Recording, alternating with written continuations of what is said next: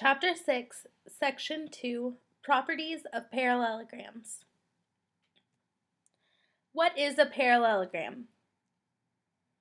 There are going to be several different theorems that are going to tell us different things about parallelograms. So the next couple of slides are just statements that we can say if we know that we are given a parallelogram. First of all, a parallelogram is a quadrilateral, which means that it has four sides. But on top of that, a parallelogram, it says if a quadrilateral is a parallelogram, then its opposite sides are congruent. If a quadrilateral is a parallelogram, then its opposite angles are congruent. If a quadrilateral is a parallelogram, then its consecutive angles are supplementary. Consecutive angles, remember, means that it's the angles that are next to each other, or if you just were to go around your quadrilateral or parallelogram, it would be the angles that, like, if you go from one angle to the next, those would be consecutive. A quadrilateral is a parallelogram. If a quadrilateral is a parallelogram, then its diagonals bisect each other.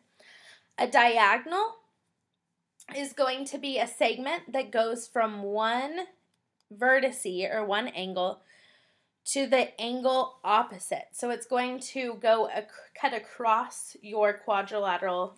And if the two diagonals that we can draw bisect each other, which means that it cuts it into two congruent, the diagonals are going to cut each other into two congruent pieces, then it is a parallelogram. This example says GHJK is a parallelogram.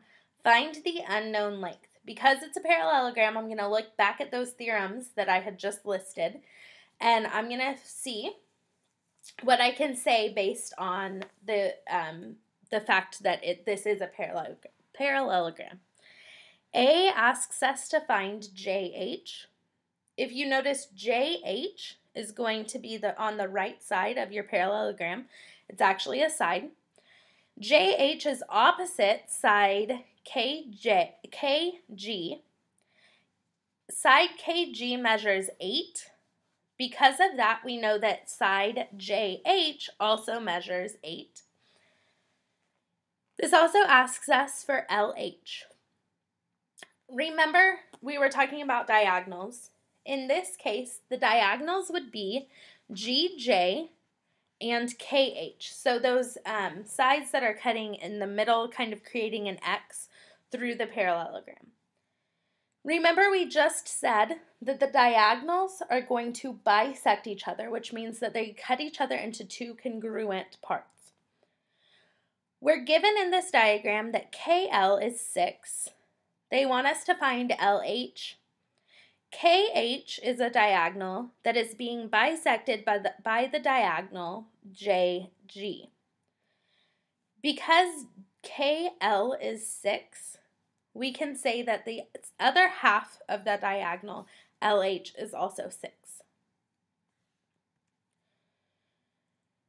This example says in parallelogram ABCD, the measure of angle C is 105 degrees. Find the angle measures. Notice I've gone ahead and drawn myself a picture of a parallelogram and gone ahead and measured or said that angle C measures 105 degrees. The first example asks us to find the measure of angle A. Well, the measure of angle A is opposite the measure of angle C, which we know is 105 degrees. And remember, opposite angles or opposite vertices are congruent. So because the measure of angle C is 105, the measure of angle A is also going to be 105 degrees. Then it asks us to find the measure of angle D. If you think back to the theorems that we had just talked about, remember that consecutive angles of a parallelogram are supplementary, which means they add up to 180 degrees. Well, angle D is consecutive with angle A and angle C. So angle D and 105 degrees has to be supplementary. So what plus 105 equals 180 would be 75 degrees. So the measure of angle A is 105 degrees. The measure of angle D is 75 degrees. This next example says WXYZ is a parallelogram. Find the value of X. They've told us that X is, the measure of angle X is 4X minus 9 degrees. And the measure of angle Z is 3X plus 18 degrees. Notice that these two angles are opposite of each other in the parallelogram. Because these two angles are opposite of each other in the parallelogram, we know that they have to be congruent or equal to each other. So we can set the two angles equal to each other. I want to go ahead and combine my like terms. So I'm going to subtract 3x from both sides, and I'm going to add 9 to both sides, which gives me x, because 4x minus 3x is just an x, equals 27, because 18 plus 9 is 27. If you wanted to double check your work here, I didn't write it down, but if you wanted to double check to make sure that you had the correct answer, you could go ahead and plug in 27 to both 4x minus 9 and 3x plus 18, and you should get the same result. So you should get the same number because those two angles are congruent. A dreaded proof.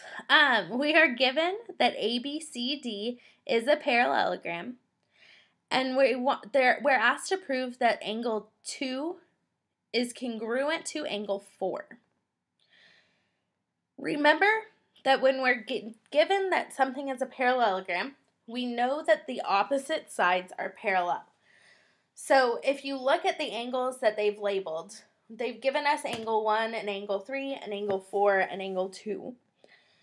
And we should start to try to think about possibly transversals because we know we're going to have parallel lines. And if you look at this, we're actually going to have a couple of different transversals that we can work with. First thing we need to start with is our given. So ABCD is a parallelogram, and because we are given that, because ABCD is a parallelogram, I can say that AD is parallel to BC. If we say that AD is parallel to BC, I'm going to look at the top transversal, the one with angles 1 and 2 on it. And the reason why I can say that is because of the definition of a parallelogram. I'm going to look at the top the top transversal, so the line that cuts through AD and BC and creates angles 1 and angle 2. Because of the relationship between angle 1 and angle 2, they are corresponding angles on that transversal. Because they are corresponding angles, I can go ahead and say that angle 1 is congruent to angle 2 because of the corresponding angles postulate.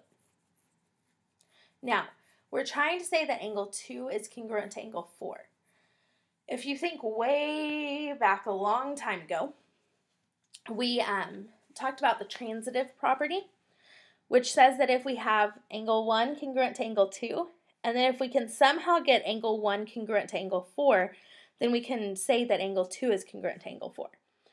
So if you look at, I'm sorry to stop right here, but just like most proofs, there are several different ways that you could go about writing this proof and still get to the fact that angle 2 is congruent to angle 4.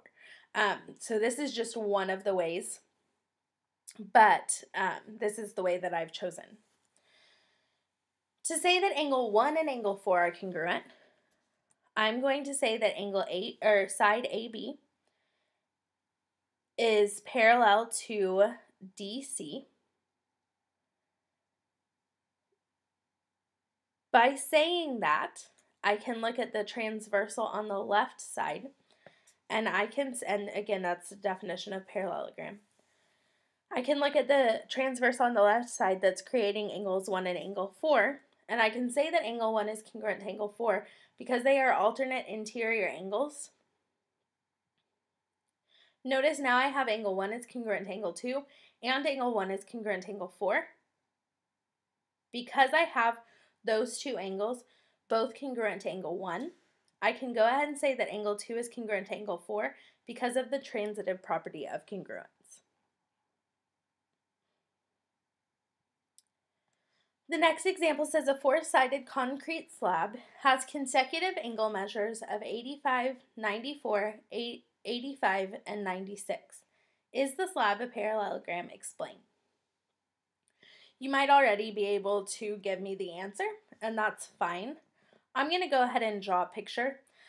Here's the thing about drawing a picture here. A consecutive angles, remember, means that if you start at one angle, and it actually doesn't matter which angle you start at, but as you start at one angle, you're going to label consecutive angles. I'm going to go clockwise. You can go counterclockwise. But each time you hit an angle, you're going to measure it first 85, then 94. The next one would be 85 and 96. So consecutive means that they're going to be side by side, and you're not going to change the order in any way that they've given you. I chose to start at the bottom left side, and I labeled that one 85, and then I went clockwise, so I labeled the first one 85, the next one's 94, then 85, and then 96.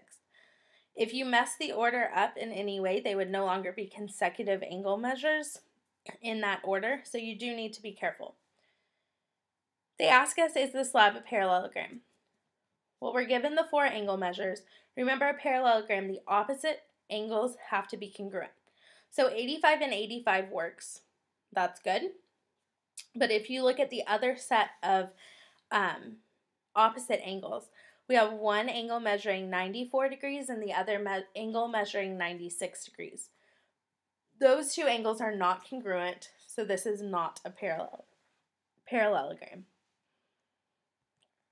Today's assignment is on page 334. It's numbers 2 through 36 even, numbers 39, 56, and 58.